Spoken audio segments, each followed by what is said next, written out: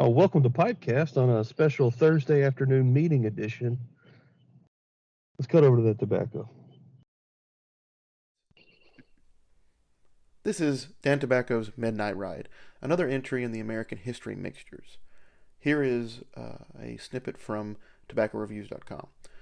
Paul Revere's famous Midnight Ride is commemorated in this luxurious blend. Virginia grades from three of the finest growing regions are combined with Oriental tobacco, Cyprian Latakia, and a touch of Perique. A relaxing, cool, and medium-bodied smoke perfect for quiet, reflective moments. Let's see here. Alrighty. Here's some trivia from Tobacco Reviews. The date of the ride was April 18th, 1775, and is celebrated by many Americans. A key feature of Revere's ride had to do with the lantern signal given at the Old North Church announcing the enemy's arrival.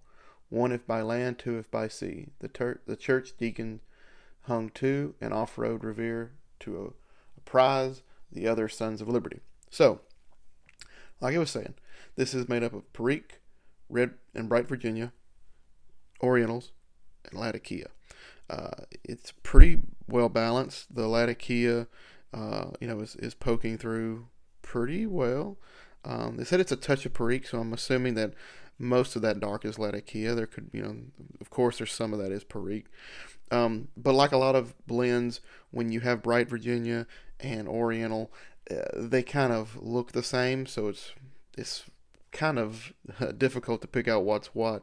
But there definitely is a good blend of these three with the Latakia as well. So it looks like your typical English. So I'm excited to go over there and see how it smokes.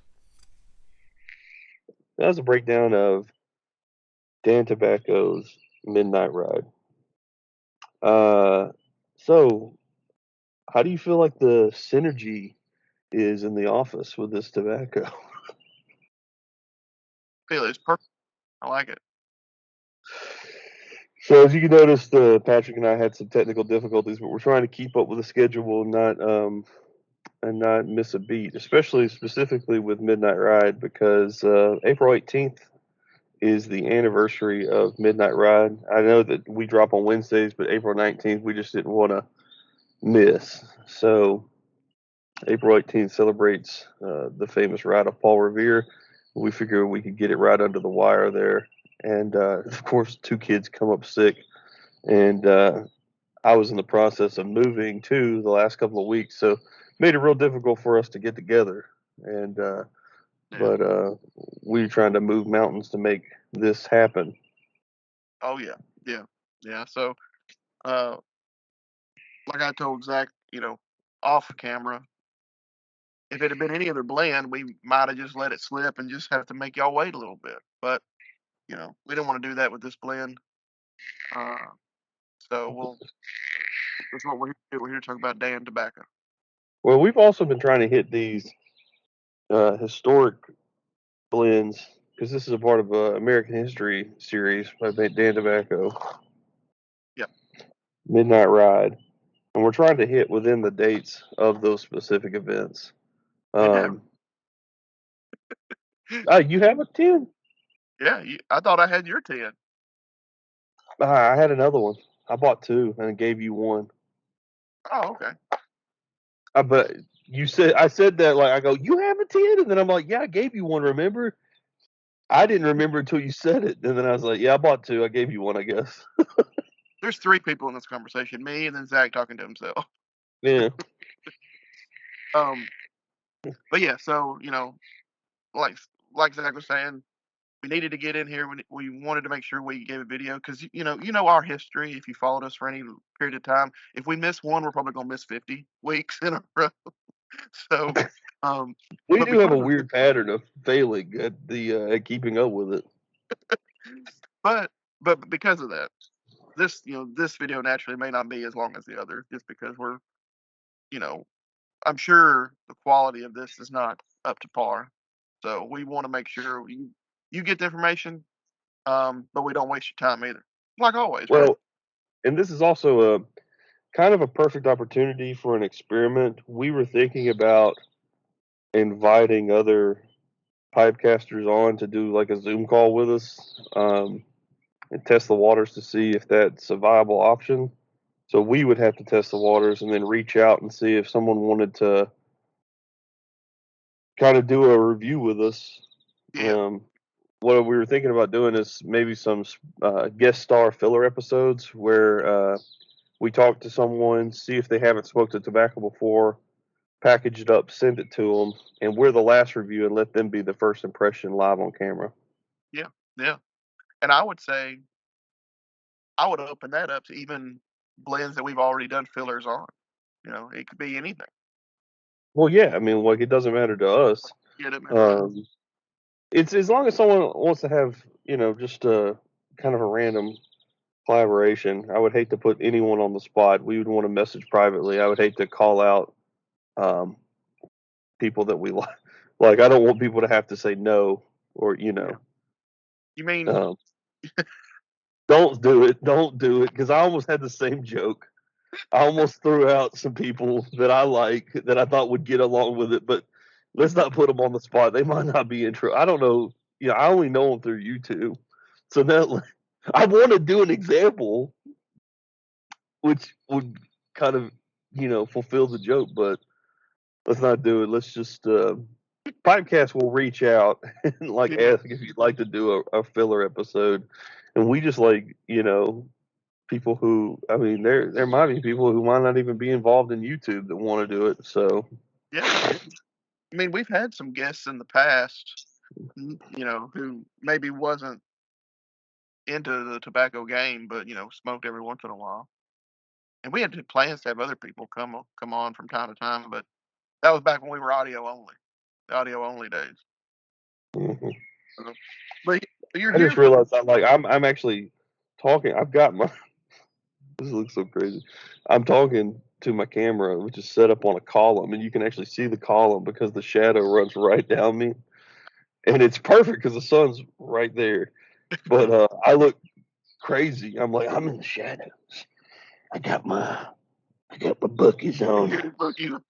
I feel like I'm about to start panhandling just out here. Be like, aliens got my family, and you need to give me money. This is gonna be the dumbest episode. But anyway, because this has nothing to do with Paul Revere. Like, I'm just a Don't hobo just shambling around. and I'm over here looking like perfect production quality. I have a set behind me. That's not even a real shed. This is a green screen. You almost had me for a second, but I was like, isn't that thing that the walnuts are falling on at Halloween? Yeah. And I was getting paranoid, And then and then you got paranoid. on the meter thing, the gas valve went off or Your whatever. wife kept rolling around filming people. Who was? Your wife, Oh, that was some booger that was in there. don't you lie. Don't you lie to me, boy. But yeah, so Paul Revere, Midnight Ride. That's what this is. That's what this is about. And Um, what it's about is us doing an experiment with a Zoom call, randomly throwing out Paul Revere here.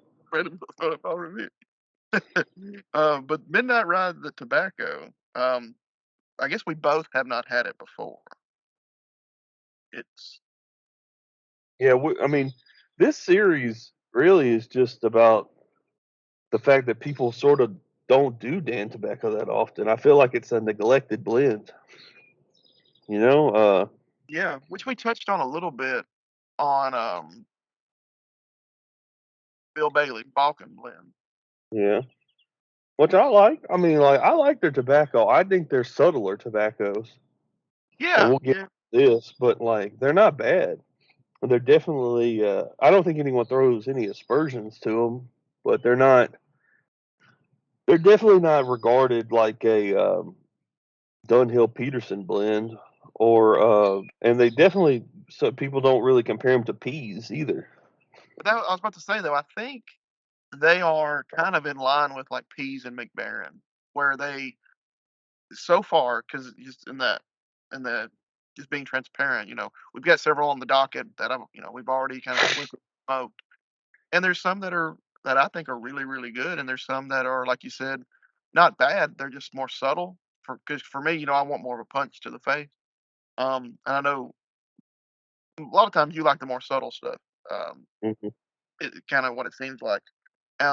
So they kind of feel like a McBaron peas, where the quality is about the same. I mean, from my experience, the quality seems to be very similar to peas.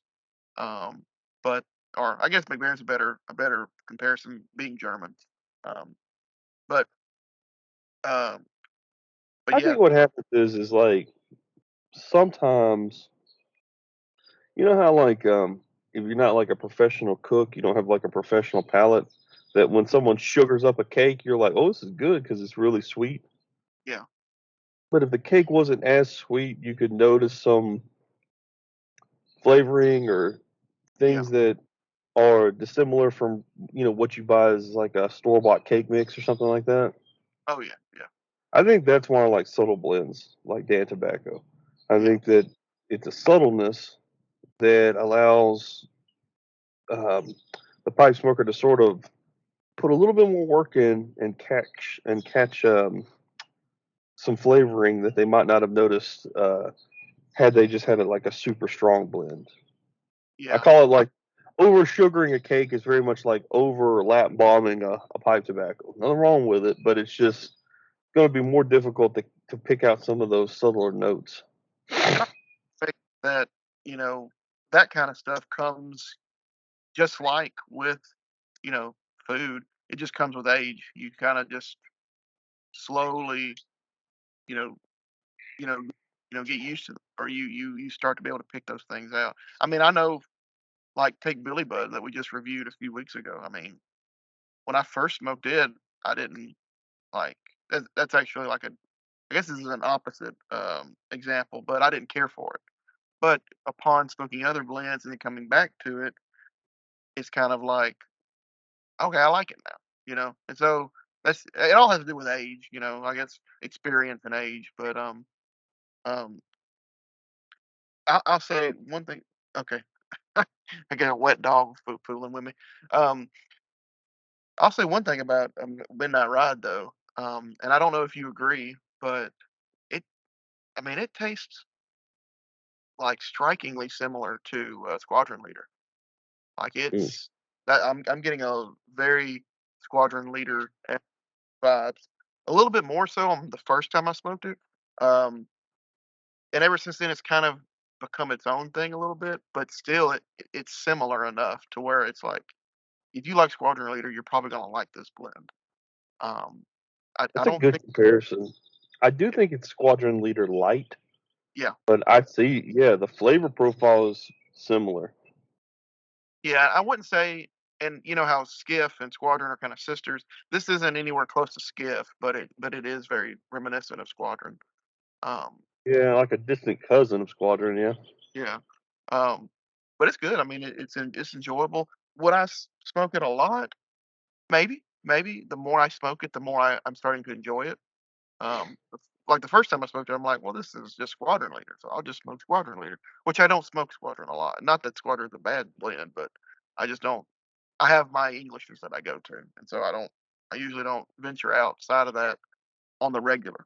Um, but I might smoke this a little bit more often. It's pretty good. I mean, now that I got a tin of it, I'm so Yeah. Well, it's a buttery blend to me. It has that kind of salted butter um, flavor, which I don't get very often. I used to get it a lot with Artisan's blend. It's smooth. Yeah, definitely making a good lighter Squadron Leader comparison.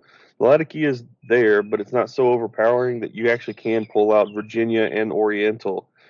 And the Perique is so light yeah. You really only get it as on. to be. Yeah, I mean it's super to me even on a retro hell pretty difficult to identify Yeah, because with the sometimes you Perique. don't know if it's the Perique or if it's the Virginias that are giving some sourness. Hmm. But I mean, it's pretty sour, pretty peppery. But I do think that the blend is really well meshed. Yeah, It's very much a blend that's cohesive. Like all the components seem to work, which is a compliment. I wouldn't say that about a bad blend. I mean, obviously you couldn't say that because they would clash, but I mean they're melded. In other words, every puff feels like a perfectly distributed smoke. Yeah, there's not a lot of discrepancy from top to bottom in the bowl. Right. Now, and a lot of times, I know we've said this in the past. Sometimes when a blend is subpar, that is a positive that it has some variation in the bowl, because I think Golden Days of Yore was one where you don't really get that Maryland leaf until it's kind of spotty throughout the bowl, and that adds a little bit of complexity. But when a blend is good, for me, I want it to be consistent throughout the bowl. You do want it to be consistent. Now there are some curveballs, and there are some blends coming up that have that curveball quality to it, where I don't want to give too much away, but it's not consistent, but it's also not bad. Yeah, yeah, You know. and it's Um, yeah, but I feel like Midnight Ride really does like um, cover its bases on its subtleties, because it's so well melded that it's like, all right, this is a subtle blend, so you have to work for it a little bit, but it's consistent, so you can consistently pick out things, along the way. yeah, yeah. There's another Dan tobacco blend that will be hitting sometime in the next month or so, and it's a very subtle blend, and like it's well, we won't get into it much, but yeah, this is in the same vein, though. Just because it's an English blend and it has Latakia, I mean, I was about to say anytime you have Latakia, it's not that subtle, but when we smoked standard mixture last month, so geez, uh,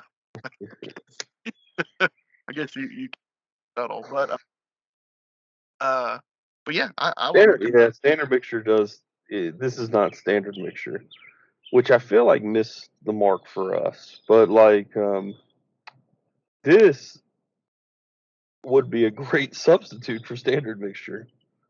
Yeah, I mean, yeah, because it's almost an all day smoke. I mean, I would Mhm. smoke it all day. I mean, I mean, I don't smoke more than one. I've always said that. I don't smoke hardly ever more than one bowl a day. Um, so I can't attest to this fact, but I've smoked artisan, right, at all points throughout the day. But I've never like smoked it all day long, and I'm sure that would get tiresome. But you could probably smoke this all day long. As far as an English blend is concerned, this is an all day smoke. Yeah, yeah. It's Um, funny because you wouldn't call it a heavy English, even though it has kind of a kitchen sink quality with Latakia, Oriental, Virginia, and Perique. mhm. You know, but it's light and subtle enough that you could smoke it all day. Yeah, I mean, like a normal English, right, is only gonna have Latakia, Oriental, and Virginia, right? Right. Most. But anytime you add something extra, Burly, Perique, cigar leaf, whatever it may be, black Cavendish, it becomes more of that kitchen sink. What a lot of people term as a Balkan, even though that's a It's really debatable. Oriental forward kind Yeah, of thing. yeah, But like you said, but it's also debatable. But I also think a classic English, like if you're to get down to it, is really just Virginia Latakia, because Latakia is an Oriental leaf on its own that's just been smoked. yeah. So like a hot, you know, like drop on some information here would be, a classic English is really just Virginia and Latakia. Yeah. And really, if you come down to it, I mean, the for me, the easy rule of thumb is if it has Latakia, it's English. It's in the English realm, whether that's English or it's Balkan or whatever. But if it's got Latakia, it's an English to me. Um, I've never, I don't know if I've ever smoked a blend that had English in it, or that had a Latakia that I didn't call it English. Um, Right. but you know, yeah, I don't know. Trying to think, we smoked something recently that only had like a touch of Latakia in it. Was that Billy Bud? That was I feel like it was Billy Bud, Yeah, but oh, well, which would have been which is like a Scottish blend, I guess, right? I guess so. I think they call it a Burly Blend on the cut on the. Well, I think the reason why is because Billy Bud has cigar leaf, so they just maybe thought the cigar leaf was more powerful Yeah, than it really is, in my opinion. You maybe so. know, and therefore they cut back on the Latakia. I don't know. I don't know what the thinking process is, but like I imagine they wanted to keep the cigar leaf forward and pull back on the Latakia, if that's the case. Yeah, which in our experience with Billy Budd, I mean, I really couldn't pick out the cigar leaf unless it was that weird aftertaste or after burn kind of flavoring. Um, but um, but yeah, I would recommend Midnight Ride if you haven't had it. Ooh, If we'll you start if with you what? like English, a good solid English, and you want to venture out and try some more. I mean, I could see this being a favorite blend for a lot of people. You Yeah, know, don't know about it. Or they, maybe they know about it, but like you said, Dan Tobacco just isn't held in a high regard. it is weird, you know. Uh, as far as just not getting the kind of love that I think it deserves, you know. I think Peter Heinrich is kind of in a similar boat, you know. Yeah, Something about these Germans, man, like people just disregard them as a stalwart blending house, and I think the Germans really know what they're doing. In it's some like instances, and in some instances, you know, I think they struggle. I think Germans struggle with not Latakias. Germans struggle with, um, well, it's not good. I just forgot the word. It's not good too because it's related to tobacco. Good gravy. What's the ones that have been flavored called? aromatic. Aromatic. Yeah, man. Like Germans struggle with aromatics, in my opinion. You know, Yeah, it's almost like there's McBaron, and then they're like, like okay, the Americans. That's what I meant to say. Germans struggle with aromatics, like Americans struggle with aromatics. yeah, really the British know how to do some aromatic. Um, Yeah, I mean, but a British recipe for aromatics have been around for 200-300 years. yeah. Um, Equated to being really good at making snuff, and it just translated. oh, okay. Snuff. Because a lot of those tobacco houses do snuff and pipe tobacco. So if you've already perfected the blending criteria for snuff, Yeah, and you're adding essential oils and things to give it flavoring, yeah, there's a reason that your pipe tobacco would be solid. yeah. Um, well, yeah, like I said, I think we both recommend this blend. Like I said, we're trying to keep this video a little short, and sweet. Um, happy Midnight Ride Day, or what? I don't know what Happy Paul Revere Day, Yeah, man. Was it the lanterns two by land, one by sea? like that. I had it pulled up. Is that what it was? Did I they come thought out so. Well, the old North Church had those lanterns. one You if know, by two if by sea? two if by sea, one if by land, two if by sea. And then, he rode from Boston to Lexington or Concord Oh, I don't in know. Massachusetts. He was gathering up them Sons of Liberty. That's all I know. Uh, It's but yeah, sons of something. Sons of Anarchy. So yeah, um, but yeah, man, good blend, a subtle blend. Don't expect it to knock your socks off, but I think if you stay with it and you're diligent, it's a rewarding blend for sure. A lot more. Um, it's a lot more forgiving if you're trying to um, push your palate to the boundaries to pick out different flavors and key in on different tobaccos. I think yeah, this is good way to train your palate because it does take a little bit of work, but it's rewarding. yeah. I agree with that. I mean, if we had smoked this early on, like when we were first doing, because there's a lot of blends even now that we smoked when we were audio only that I probably didn't appreciate at the time. Um, and you know, yeah, I think if I could go back, I probably wouldn't have tried to smoke so many blends all at once. I would have picked a handful and then just tried to focus on those, go through those tens, and then ventured out. I think that's a lesson learned. You know. Yeah. Oh yeah.